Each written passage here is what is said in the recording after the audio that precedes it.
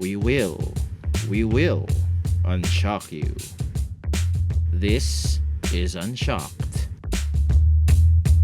Hello, everybody. Welcome back to Unshocked. And this is the program where we gather people from different backgrounds and discuss our differences and how they work together to make our lives infinitely better. So, this is our second season. We managed to finish 6 episodes for our first season, believe it or not. And I hope you check them out. This is your host, Reggie. And as usual, I am joined by erstwhile co host and good friend, Nathan. Hi, Nathan. Hi Reggie, how you going? Yeah, I'm doing great. I'm doing great. It's actually a bit rainy here in the Philippines. How about the weather over there? How's it going? It's actually quite warm. We've just come into spring over here, but it's actually quite warm even for spring. It actually feels a little bit like summer, so an early start to the hot weather. Could almost say it's beach weather. Yeah, you're getting ahead of ourselves here, but yeah. For the information of our listeners and viewers, I'm here in the Philippines, and Nathan is over in Australia. Geography-wise, we're not too far away, but culture-wise, it's like east and west. This is Unchopped. That's what we do. We bridge differences, and actually, we're also a bit more unfiltered now. We're a bit more unfiltered now. It's the Unfiltered second as well. season. Yeah, it's the second season, and we're starting to learn more stuff as we go along. And yeah, taking off from what Nathan said, over in Australia, he remarks it's like beach weather. Someone has actually declared September as World Beach Month. Yeah, well, I didn't know that until you told me the other day. So, Yes. but I wouldn't have known if it wasn't for you. So thank you, Reggie, for that. But yeah, I don't know who it was that declared it Beach Month, but hey, it's good enough for me. Actually, I also was surprised that somebody had the initiative to declare a World Beach Day and a World Beach Month. So, just to explain to the viewers and listeners, an initiative sprang up from the US, from Florida in particular. A person by the name of Patty Jewell, who describes themselves as a beach expert, actually founded a website called floridasmart.com. Well, Patty Jewell also started the initiative called World Beach Day, which happens every September the 1st. And that kicks off World Beach Month for September. Actually a positive development for me because they focus awareness on the cleanliness of beaches everywhere in the world. And I like World Beach Month. Me too. Yeah, yeah. You have any beach appreciation days in Australia or? I can't think of any off the top of my head. We do have a sort of a Clean Up Australia Day where people clean up natural areas, including beaches. So that's a good initiative. Happens in January, I believe. But yeah, I don't know if there's an official day to mark the celebration of beaches in Australia. I guess because we sort of tend to take our beaches for granted a bit, but we're very, very lucky, very blessed to have the beaches we do. So We're really focusing on beaches for now because we're actually very eager to share with everybody what we've learned recently about this wonderful place that has many, many beaches. From what we've learned, it feels like a spot of paradise on earth. And we've managed to invite a very knowledgeable guest to tell us more about it. What would you say the audience should expect, Nathan? I don't know if I should give the location away. So I don't want to say too much. So yeah, expect the unexpected. How does that sound? Yeah, I think you could even say that it will whet your appetite for jumping into the nearest beach. Over in Europe, it's supposed to be fall, autumn, but they've already been through a very hot summer. A lot of people are supposed to be feeling less of it, but we could all still use some relief from all the sweat and the humidity and the mosquitoes and all the discomforts that come with the heat. And hopefully, our discussion today will actually transport you and even make you feel the breeze and make you savor the sunset and any other comforts that come with a paradise near the seashore. Definitely, we want to make you go OMG for PNG. Yay! See what I did there, you know? Yes. Yeah. You can always do Okay. send a PNG from PNG. PNG actually is Papua New Guinea.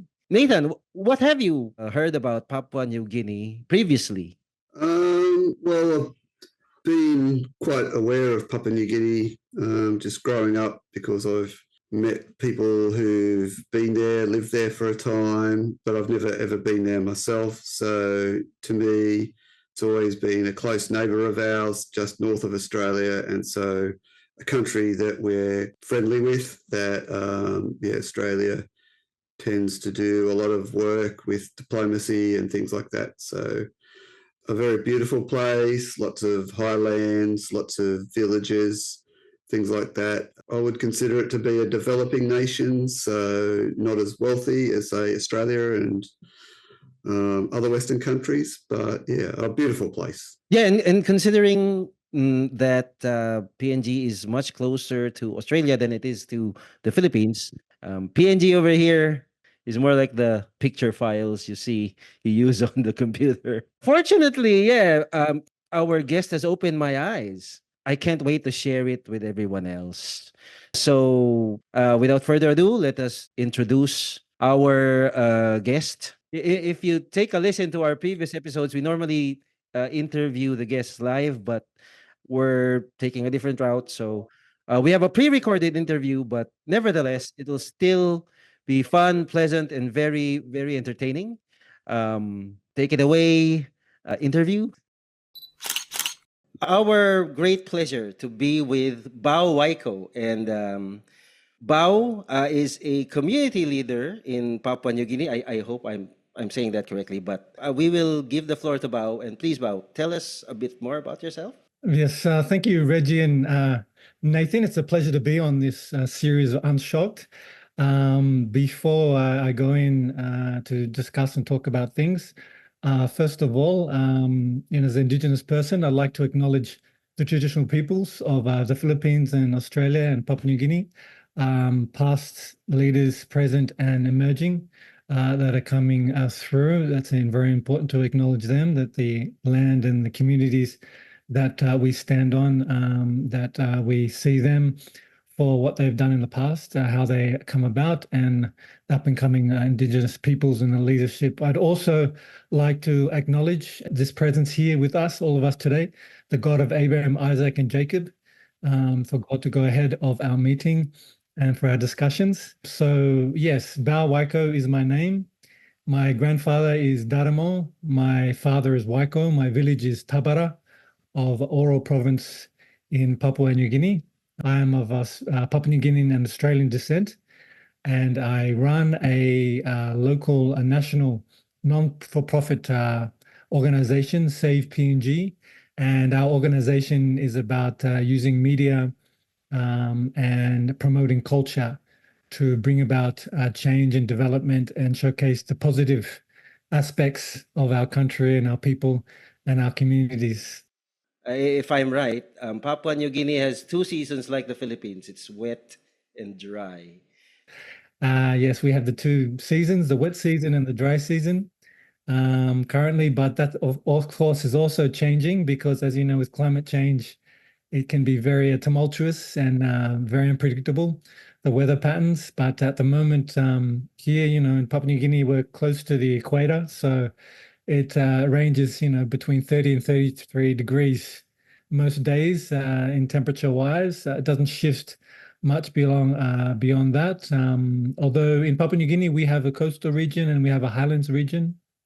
So up in our highlands region, there are a few peaks and mountains, and it can get a little bit colder. There does snow on the rare occasion, but that's quite different from the coastal areas where we have the rainforests, the reefs, the savanna grasslands, and that's usually pretty warm and hot. So yeah, that's a brief overview about me and where I'm from.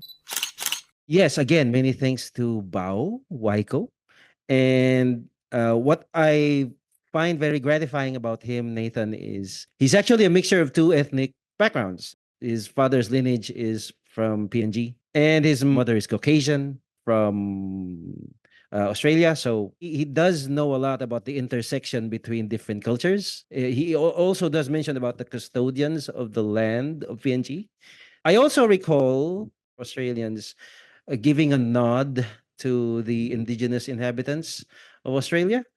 Yes, Um, it's called Welcome to Country, which is something that's been fairly recent, which is just acknowledging the Indigenous people who were, living here in Australia long before Australia was ever called Australia, before white settlement. So it happens a lot in media and in meetings, public meetings, and things like that. So yeah. it's so wonderful to hear it from Bao.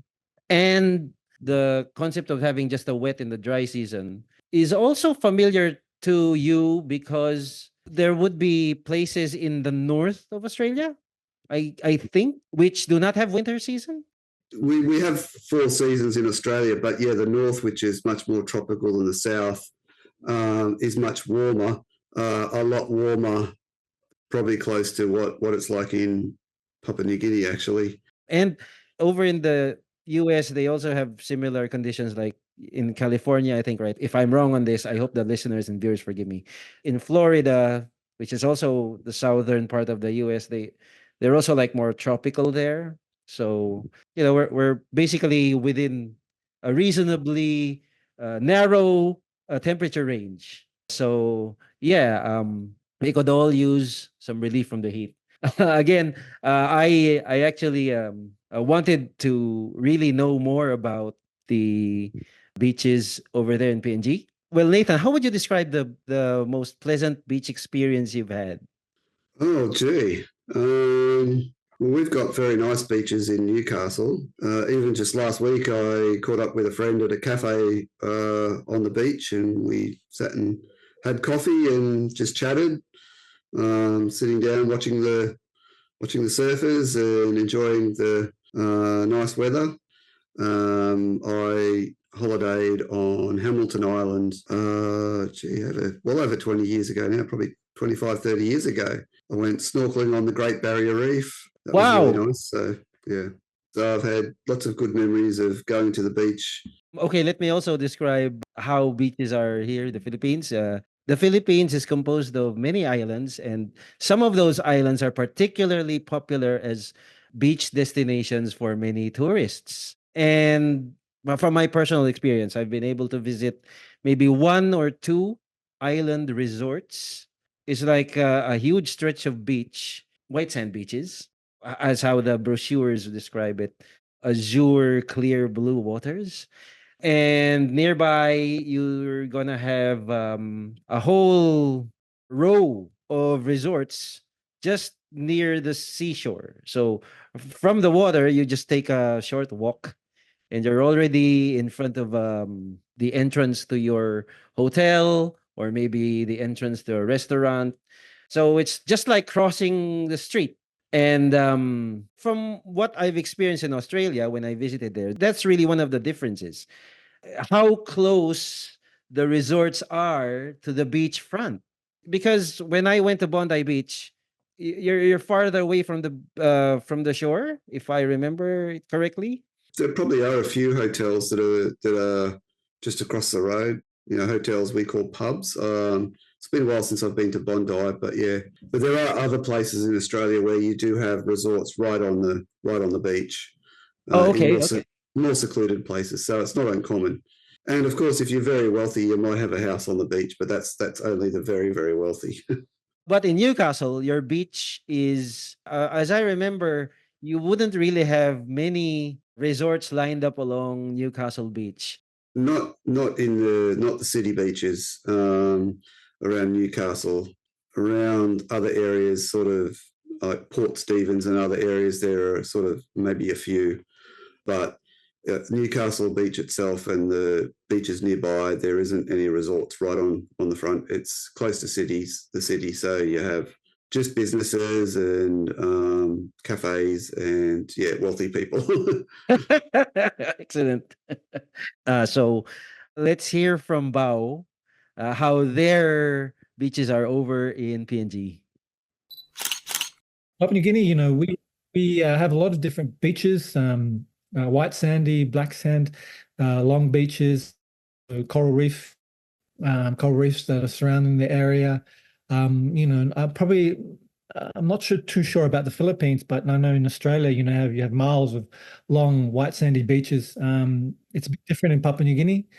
The beach concept, for the local people, it's an access point for their living. The beach is used for hunting, for going to washing, and also it's part and parcel of the daily activities to visit the beach and the saltwater environment, in that area. But that being said, also of course it's a haven for young kids to go and collect shells, and to look at the marine life and to collect those things that are available in the lagoons or saltwater beaches or the rocky outcrops. Pretty much the beach environment is, the daily visit from the family to go down and find fish or to find food for the lunch. We have in the marine environment like all different kinds of seaweeds, small shell fish, reef fish, and all those things, which they find from the beach environment. In terms of what's the difference between the use of the beach for, say, the local community and Yeah, also yeah. people visiting or tourists. In Papua New Guinea, we have a burgeoning surf culture that's established. I think they're on the world's surf tour as well. Papua New Guinean locals are now starting to take up surf Wow. as a hobby and as a pastime, and getting quite serious in having small little local competitions and setting up reserved areas. Papua New Guinea is quite intact, it's undisturbed, and a lot of people come from overseas, to do night dives, looking at all the really beautiful marine life and unique species of different kinds of corals and fish that's become very popular. So all these things are very accessible, and you can really enjoy yourself as a tourist in Papua New Guinea. But as I said before, the locals, treat the saltwater a bit differently to the tourists. Hi there. You're tuned in to Unshocked, the program where we discuss how our differences actually make life so much better. If you enjoy more perspective changing and eye opening conversations, please do check out our back catalog. We already have 6 episodes for season 1. And don't forget to subscribe to our Spotify and YouTube channels so that you won't miss our newer uploads for season 2. We absolutely enjoy having you with us. And so this is Reggie, and I'm handing you back to our regular program. What I found curious about his description about how the locals treat their beaches, it's a source of living, which is a throwback, right? He described it as one of the sources of food. So if it's lunchtime and you're hungry and you're near the beach, you can maybe try your luck and find food there. It's very far removed from the quote unquote modern experience around beaches. Like, I mean, you wouldn't want to get your lunch directly from the water. You have it brought with you in a picnic bag. I mean, beaches in Australia are, primarily places that you visit for recreation. Yeah, not very many people make a living or go to the beach for food. just food or survive. I mean, you have like recreational fishermen who catch fish off the beach, but that's a hobby. It's not really a living. They don't do it because it's essential. I would imagine that you already have sources of fresh water near the seashore, so you can actually take a shower first before taking a dip into the ocean. And many of the beaches in Australia have showers and toilet facilities, so usually you go for a surf or you'll go swimming, and then you'll come out and have a freshwater shower afterwards before you hop in the car and go home. And yeah, there are generally a lot of beaches, at least that are around cities and aren't secluded. There'll be cafes and places to eat nearby. So yeah, you generally don't catch your lunch there. Yeah, you wouldn't have to find, what do you call this? Those estuaries that where fresh water meets with the salt water. Spots like that to be able to enjoy a drink or to be able to enjoy your food. And I think in Australia you even already have barbecue pits set up in the beach. Oh, sorry, what do you call them? Barbecues, Yeah. barbecue facilities. Yeah, Yeah. yeah, they're not all beaches, but yeah, a lot of tourist beaches do have barbecue facilities, or there's like a park right next to the beach where there might be a barbecue and things like that. So it's quite common. Yeah, you already have electricity piped in. Electricity and gas, I'm not sure. Yes, Oh. sometimes, yeah. And I think that's already one marker that separates a beach with, you could say, modern amenities and a beach without them. Yeah, yeah, Yeah. definitely. The way Bao describes it as a local, the way he describes it in PNG, it's really something more recent to have to experience treating the beach for purely recreational purposes. Yeah, it sounds like it. Yeah, as he said, the surfing culture there is something that started recently. So whereas the beach culture and recreational beach culture is something that's been around in Australia for I don't know, well over a century, and probably been a place of recreation almost since the beginning of white settlement in some respects. I certainly find it very refreshing to know that visitors actually bring that to beaches where previously, like Bao describes it, the locals don't normally think of using their beach that way. It takes ideas from foreigners who bring those ideas in. You Mhm. use the waves for surfing. You bring tools for snorkeling and scuba diving, and you have activities like kayaking, paragliding, even. I really can't explain why for locals those activities don't come to mind automatically. It takes outsiders to bring those activities in, and more often than not, those sorts of outsiders would be from the West. At the same time, it helps in forming an awareness among the locals about exactly how valuable their beaches are. It goes beyond just being somewhere you take a wash or you take food from, but it's also somewhere that has wonderful coral reefs underneath the water. And you, Nathan, can you mention how typically it's going to be the Westerners who sort of try to find ways to enjoy the beach in all sorts of manner? Yeah, I can sort of give an opinion on it, I guess. I mean, I'm not sure who brought the actual surfing culture to Papua New Guinea. Quite probably it was Australians, though. I mean, I guess Australians have been traveling to Papua New Guinea as a close neighbour and doing a lot of work there, helping the people and things like that. And so, it was probably Australians that could have just gone there and saw some of the beaches had great waves and thought, oh, wow, this is an opportunity. This is a kind of like when opportunity knocks, then, you take it. And locals then sort of became interested in surfing themselves. And so I guess it just grew from there. Also, I think that, a lot of people in Papua New Guinea, people who are in developing nations don't sort of, I guess, have the opportunity to travel in the same way that Westerners do. So, their beach life is very much about subsistence, and they wouldn't, I guess, have the opportunity to travel and see how other people overseas use their beaches for recreation, whereas Westerners do. And so they're the ones that bring in the new ideas, I guess. Yeah, people from developing nations, people like me, we gotta step up our game somehow. There's something about finding ways of utilizing beaches that gives a really big benefit, a big boost to the local populations. There are some negative aspects to it, of course.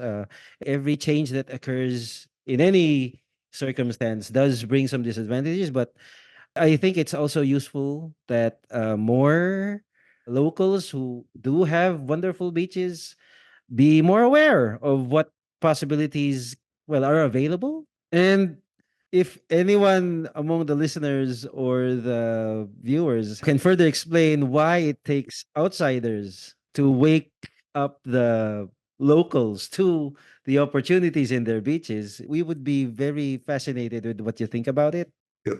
Okay, so yeah, Nathan, it's wonderful that we're talking about the process by which beaches transition from being sources of living for the locals into places that are closer to modern tourist resorts.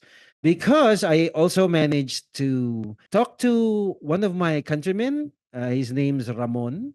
He was previously just a visitor slash tourist to PNG. Well, eventually he became a resident. And so his perspective is one from sort of like a tourist into a resident. So he's one of those privileged persons who can tell us more about how he's experienced changes in certain beaches that he's already visited. You're gonna find this very enlightening. So let's hear from Ramon.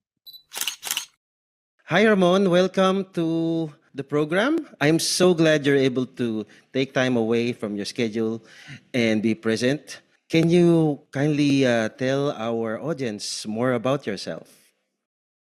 Thank you very much for welcoming me into your program. I am very delighted to be part of it, actually. My name is Ramon Lial Garay. I am from Negros Occidental, and I've been here in Papua New Guinea for 24 years now. So this Wow. has been my second home already. It's like growing up again in another country. And how do you find it over there? It's a tropical country, very much like, our native Philippines. You're right to say that it's almost like Philippines, and I would like to confirm you on that one. That the weather is very tropical. Weather-wise, we don't have typhoons here, unlike Philippines. Okay, that means much of the land and the natural environment is spared the punishment of typhoons, and so it's pretty much well preserved. Can you just tell us a bit about what you do there now? I decided to I decided to come here because there was a missionary work that was posted at my school, and it was a missionary work here, at which I decided to come here to teach.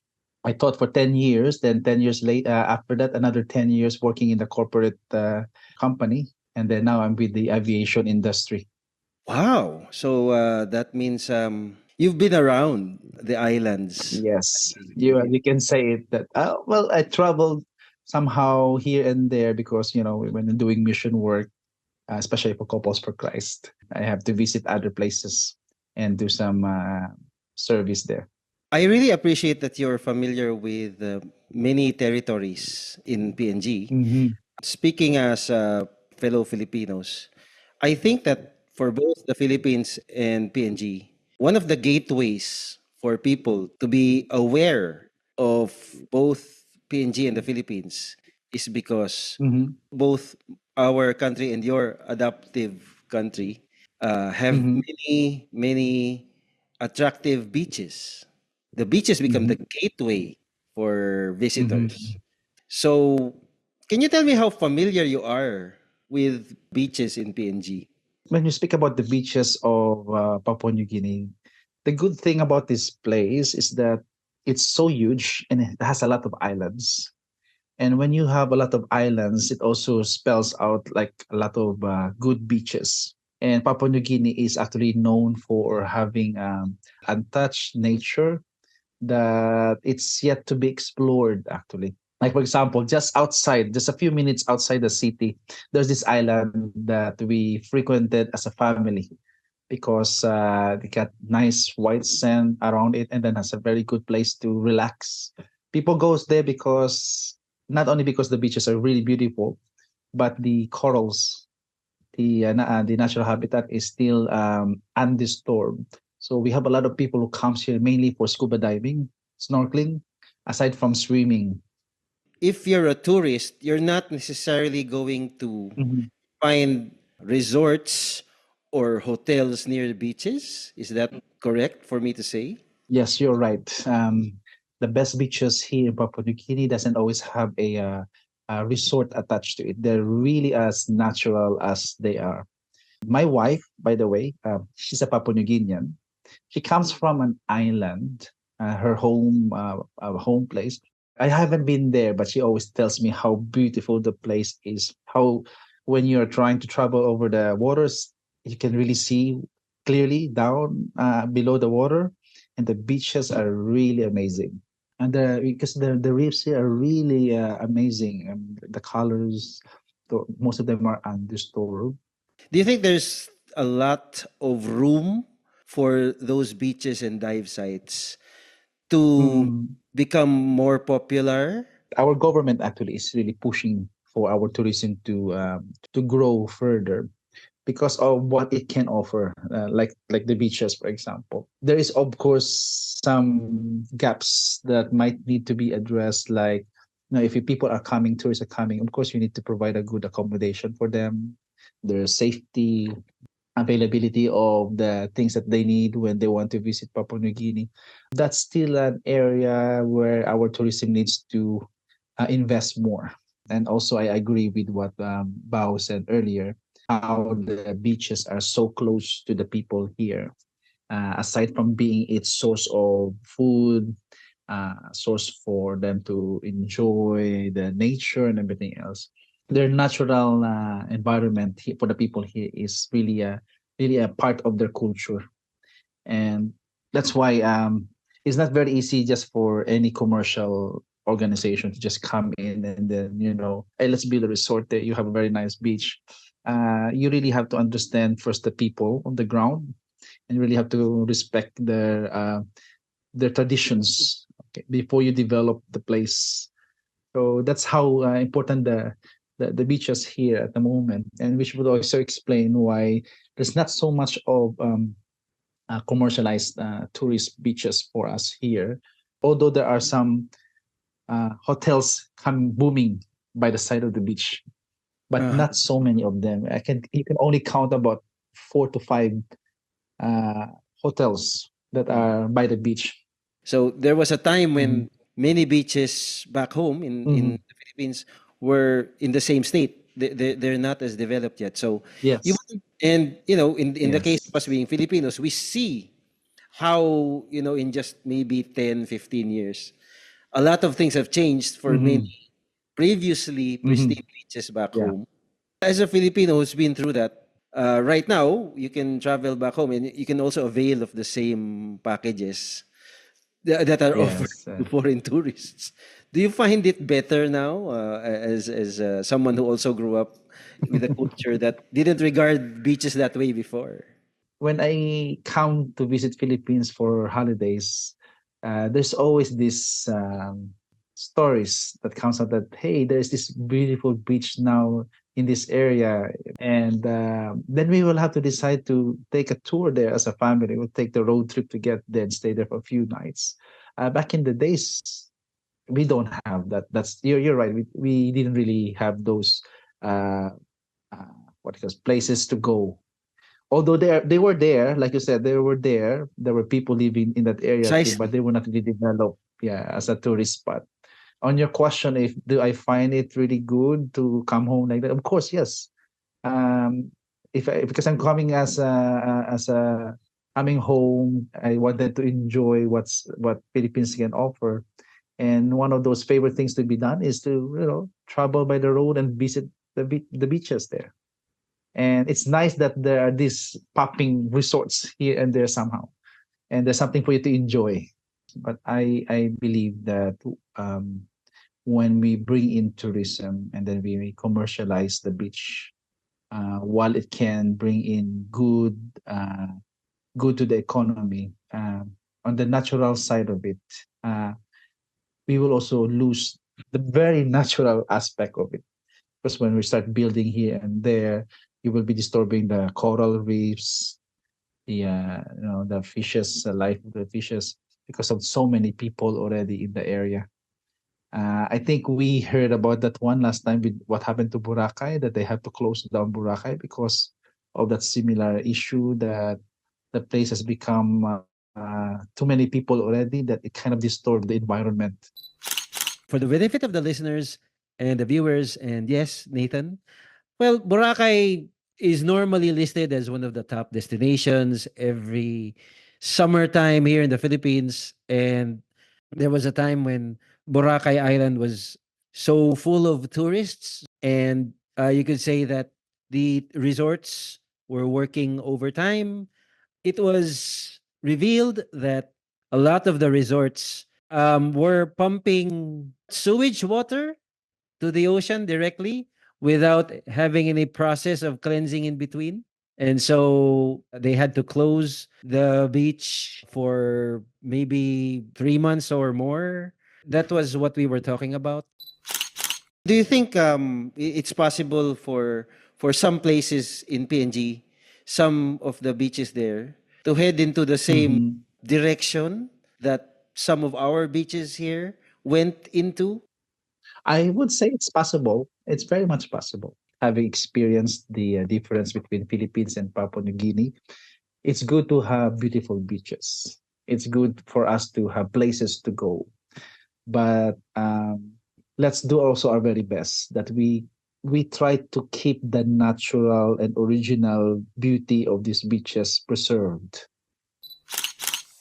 Hi there. You're tuned in to Unshocked, the program where we discuss how our differences actually make life so much better.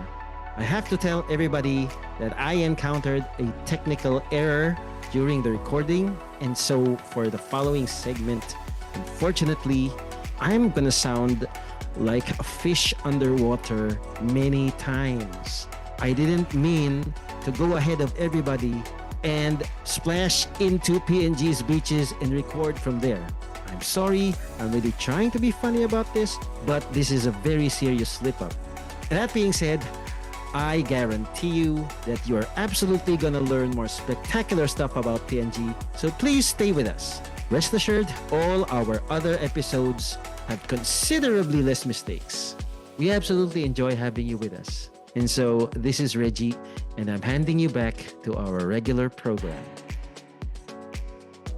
As I was discussing with Ramon, I was thinking that you would, Nathan, you would have been through the same experience. I was wondering if you had your own recollections of seeing a beach become developed into a resort. Strangely enough, no. Although there certainly are instances where that does happen, but not one that I've personally seen. I think sometimes the development happens gradually, so I don't notice it happening.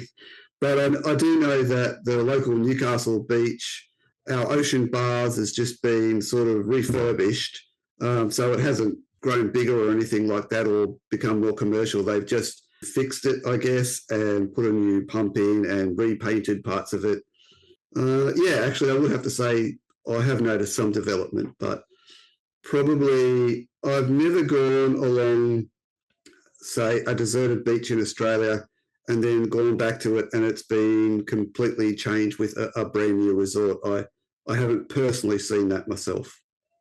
Yeah, and going with what we've been also talking about with Bao, Mm, since they're mm. already trying to encourage more tourists to come in, and the surfing scene is growing. I also had to ask him if they had an iconic beach. When you say an iconic beach, you did give an example in our interview mentioning Bondi Beach, and Boracay would be one of the beaches that they say in the tourist brochures would define the Philippines. And so just to get a feel of how the process is getting along in PNG, we actually brought it out with Bao, and he gives us a very fascinating answer. Would you say that there's a iconic beach in Papua New Guinea that people know about? In Australia, there's quite a few, but Bondi would be the number Yeah, one. Bondi would be, So when you mention is there like a Bondi. Bondi beach in Papua New Guinea or an equivalent? Yes, this it's I guess there's not so much of the nature of one particular beach or area. What Papua New Guinea is, I guess, renowned for, is its marine species hotspot. And if we talk about coral reefs, we talk about marine life. There's thousands of different points of interest. I've heard stories about people just being mind blowing, seeing the diversity of colors and shapes and of all the pristine, unpolluted areas. Would you say that Oh, because there definitely. is no particular beach that tourists have to flock to, would you say Yes, that's better? I think, it's the, unexplored, undiscovered, I guess, attraction for the intrepid traveler in Papua New Guinea. You can get lost on a beach, or you can go, stay at a village, at a bungalow, at a beach hut. You can travel the islands, get on a dinghy, and you can go and visit various communities and really have an enjoyable time. And part and parcel of that is the indigenous experience. Having a host, having someone to take you around, or having a community to host you, is very important for a lot of Papua New Guineans. That Oh, to, okay, okay. is felt included in their Yes. in way of life, in their daily activities, and that's also very, very, important to them, to have tourists come on board and to have a good experience, visiting the various areas, whether it's bushwalking, whether it's hiking, whether it's kayaking, surfing, going scuba diving, snorkeling, and that's what I would encourage, with the local tourism. Those things he described about how an intrepid explorer or a visitor could experience the way the locals actually experience their beach. When you introduce resort packages, some of it gets affected. There's some pressure on that. Certainly, I think it's safe to assume that will, I guess, put some pressure on Papua New Guinea government to try and capitalise on the tourism, and I guess build more resort type facilities to accommodate surf tourism and just diving tourism and things like that. So, yeah, unfortunately, I think there will be some change which will, in some respects, may benefit them economically, but could also maybe a bit of a loss in terms of the traditional way of life, and there could be pressure on them to have to change, I guess, to accommodate tourism. So hopefully, the development, hopefully it won't become too commercial and take over. Certainly, there would be some sectors who would say that it's better to keep the locals the way they are, leave the place as untouched as it is now, but the locals themselves would actually welcome visitors. As Bao eventually said, there are high-end tourism packages already available now, and he does go a long way in explaining how they go. Of course, there's the high-end tourism, so we have different packages where you can go and sit in a Club Med type of environment, have everything catered for you, and Like a five-star level it's experience. all Is it's this it? all available. That if you want that kind of a high-end experience, there's a lot of cruise ships that come through the country, which are really fantastic. For big family, Oh, can come okay. and have like that day visit, and so they can go and experience, the village for a day and eat some of the cuisine, or buy art and craft, or anything, that they fancy locally. Those are really good, because the cruise liners have the accessibility. It's a package, everything's on the timetable, and everything's suited to the cruise ship passenger, and in terms of what they want to achieve. And also, it provides local incomes as well. So boosts up the local economy. Cruise liners, I think P&O, Fair Star, they high-end tourism. They have some packages, staying hotels, or whether it's a lot of the business community also like the getaway weekends. So it's apparent from what Bao said that PNG and the locals in general do also like it when the presence of visitors are established. And Bao did use the words high-end tourism. I'm sort of having a different take on it. But how about you first, Nathan? What would you qualify as high-end tourism? I guess it depends. I tend to think of, like he mentioned, the Club Med style resorts. I guess the 5-star type of accommodation, which is sort of luxury restaurants and a pool and sometimes tennis courts and other facilities and things like that. That's 5-star.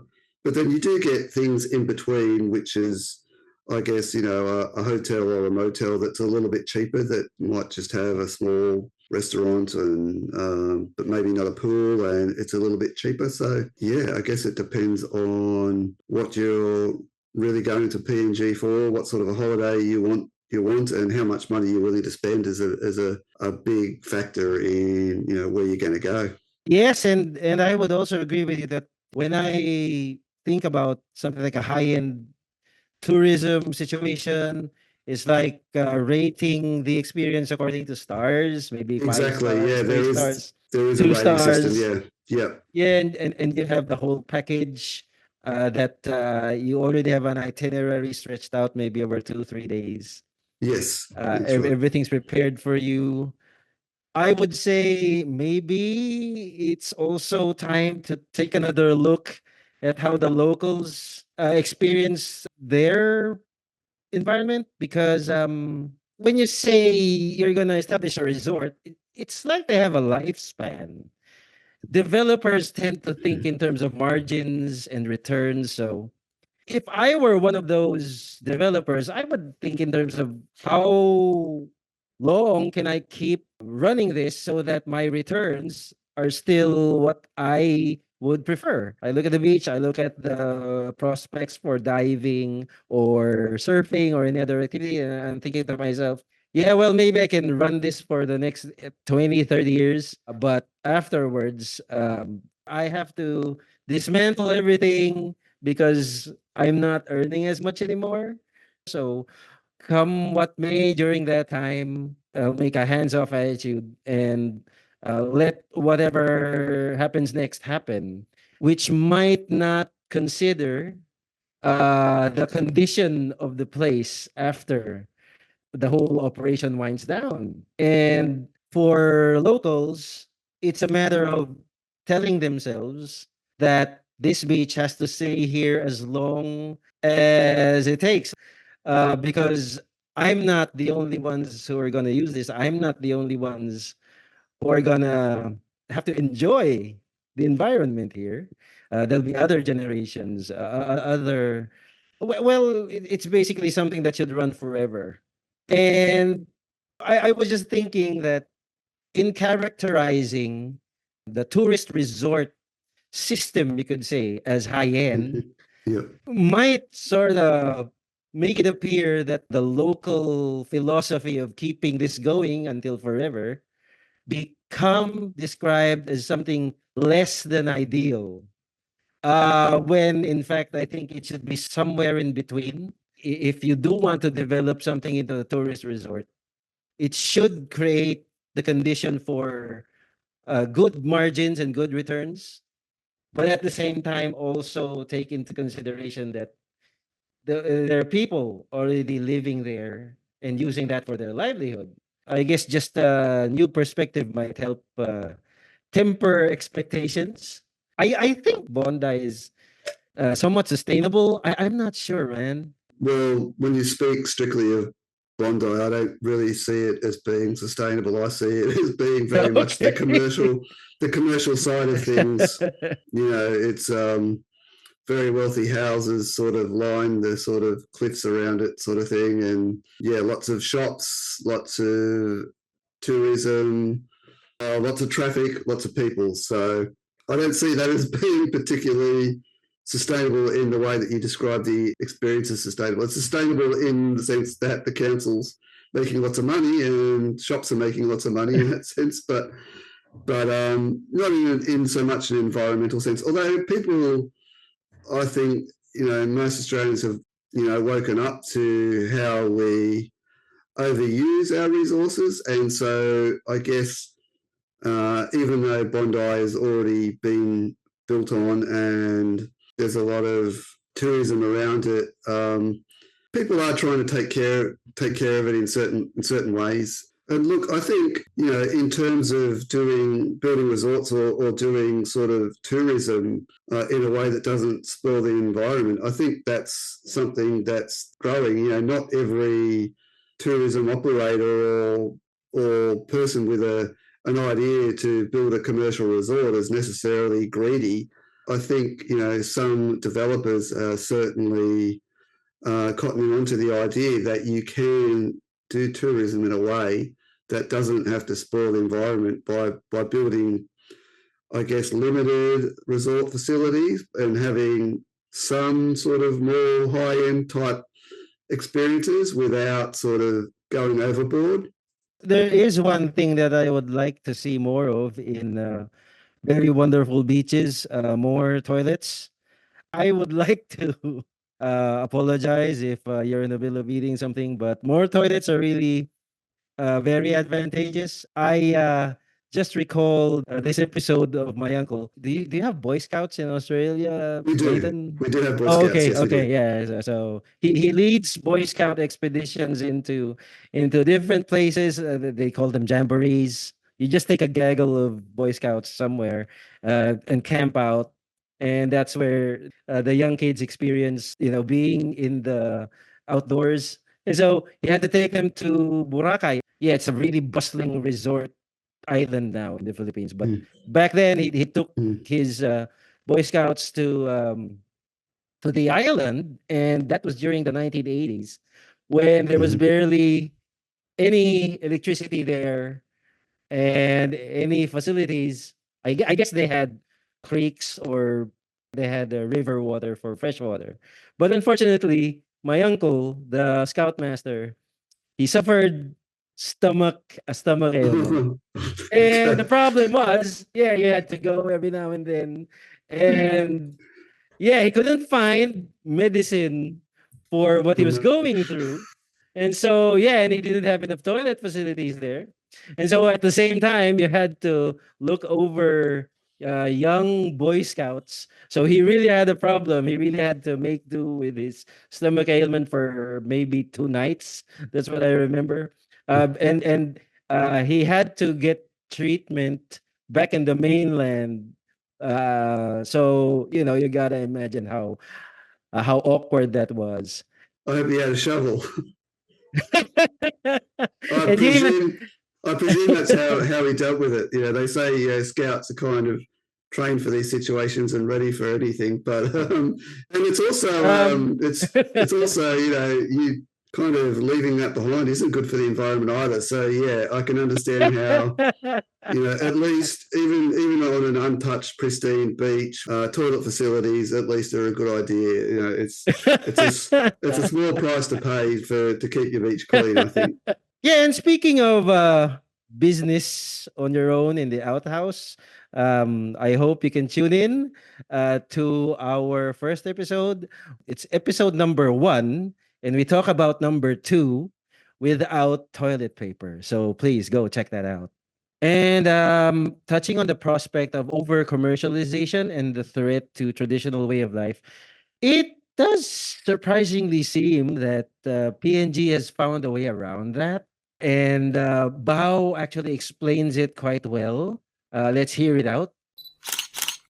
What do you think the strengths of PNG are right now? And do you suppose that the world should take more notice? Yes, I think one of the most important integral things that are important in Papua New Guinea, is land is life, and the people still own the land, have a connection to the land, and that they have that strong notion and aspiration, to develop the land or to conserve the land or protect it for the betterment of future generations. And I think that's quite unique around the world, and that's enshrined in our constitution, that protects local land rights, for people to govern, and lead the land.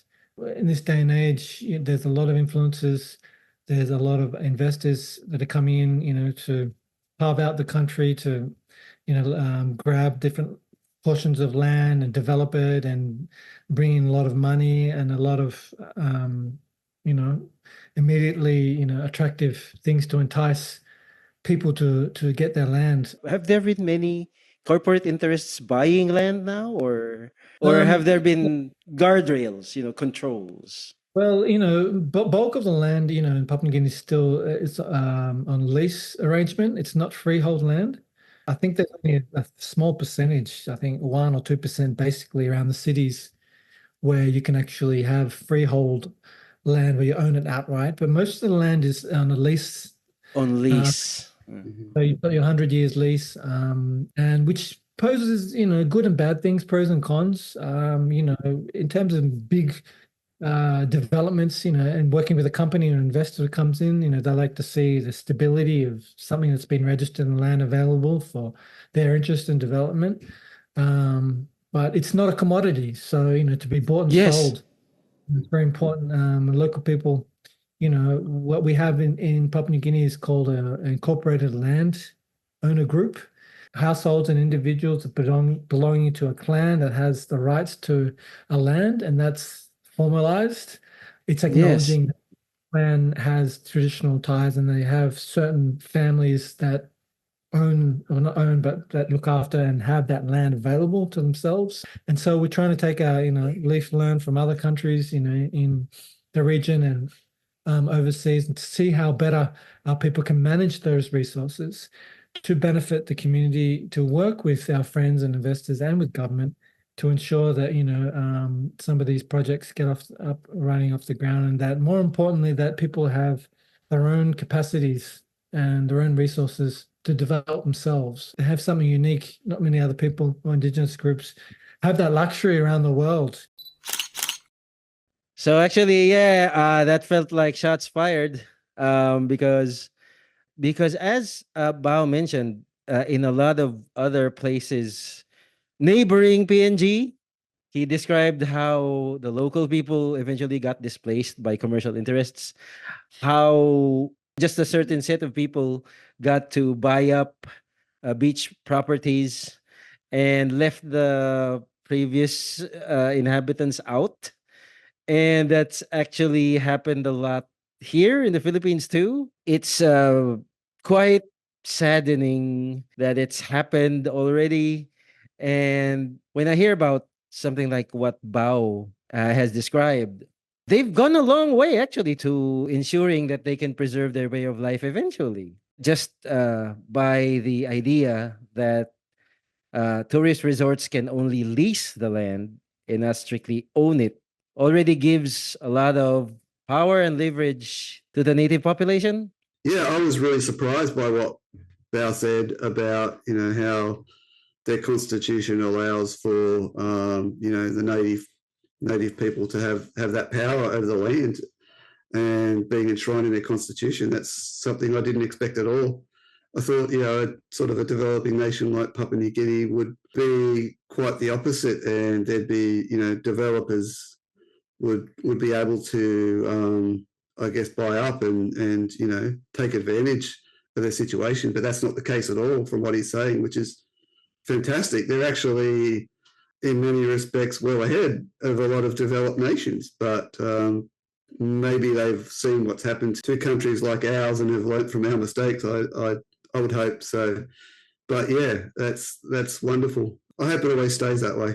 The very idea that the native population can still be assured that development will not take the land away from them, I think that is something that PNG can teach the whole world.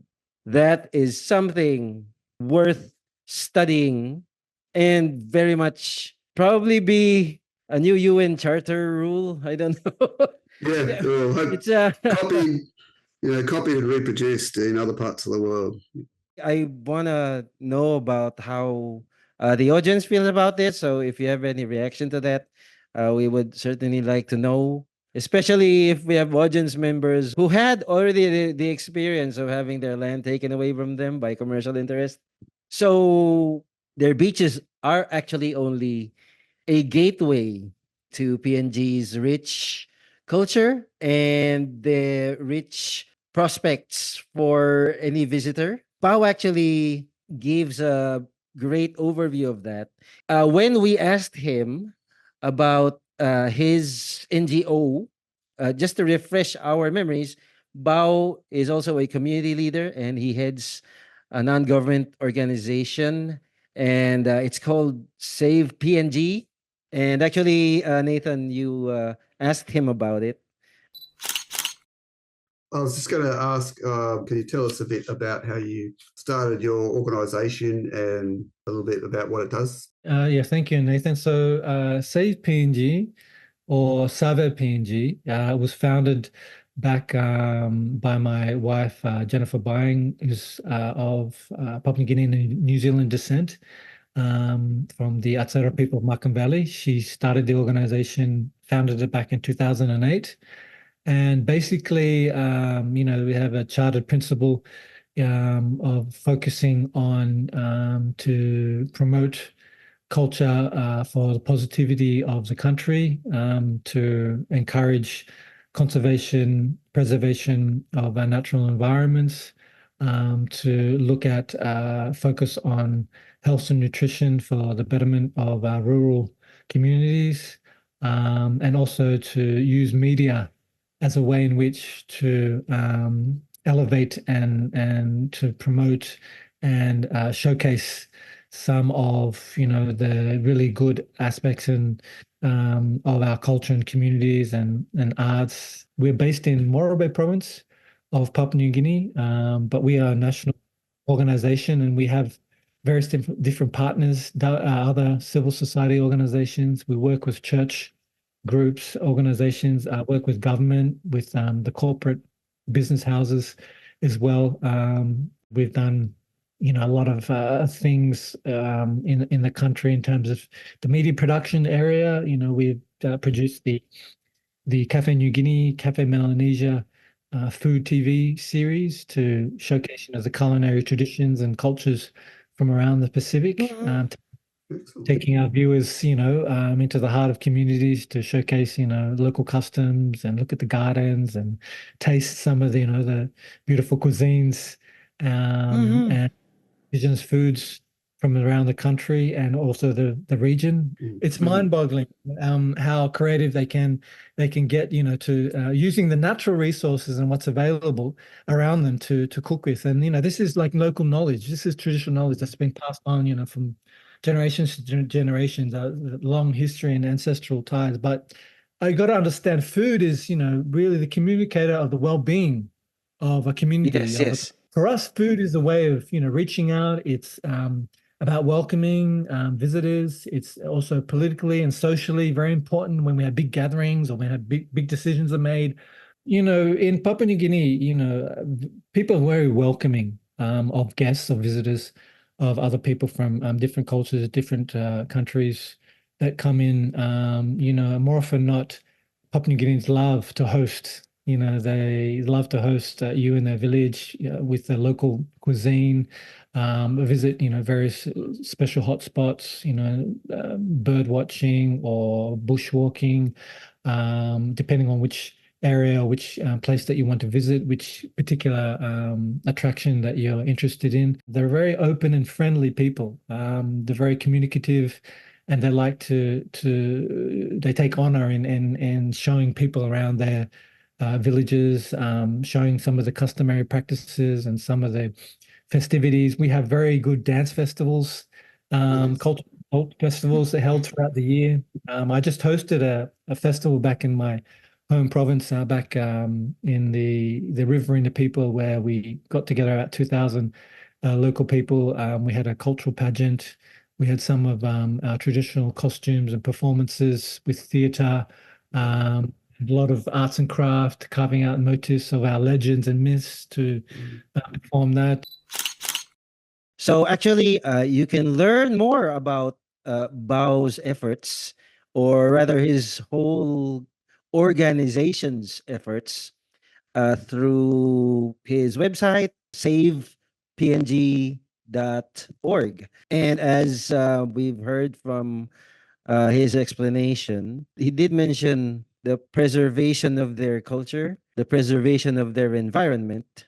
Yeah, so from what I understand, they do like to preserve their tradition in PNG, but the people there actually, they really don't want to become some sort of anthropological exhibit. They're not necessarily the type who would like to be seen as always a throwback. They also want to forge a path to the future.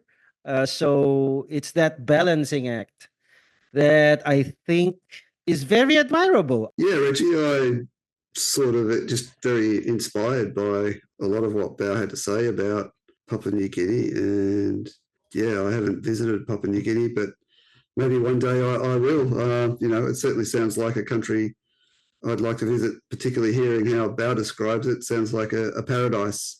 Yeah, and the water is probably warm all year round. Yes. Oh man, it's like being in a movie set.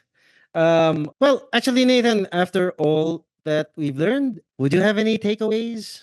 I think the point he made about the traditional landholders having their rights enshrined in the Constitution was a big one for me. That was I wasn't expecting. I imagine it Definitely. was the same for you. Yeah. Yeah, my takeaway is, you know, here at Unshocked, we want to show that our differences actually work together. And I think our discussion actually shows that PNG can be an example of that. They do want to know about other cultures, and at the same time, they know that by holding on to what they already have and by putting those together, they can actually make life better for them. They can move forward into progress.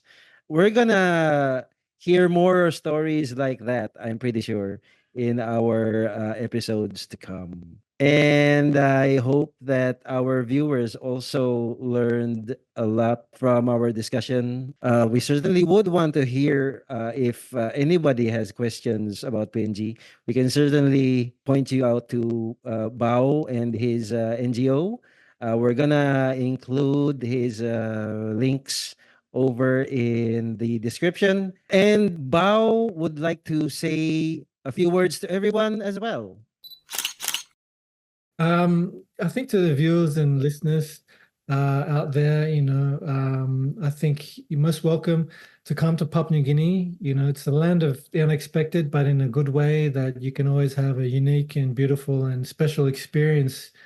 Our people are very generous, they're very friendly, they're very, very warm-hearted, and they love to learn about the world and learn about other people, where they come from, and what they do and their cultures as well. We're open for visitors, open for business, we're open, to having a really good experience with people who want to come and visit the country. So, I'd really like to encourage you to come to Papua New Guinea, come and drink some coconut juice, just get lost in the lagoons and all the coral reef and saltwater areas where you can forget the world and have the place to yourself. Yeah. Thank you for listening through this episode.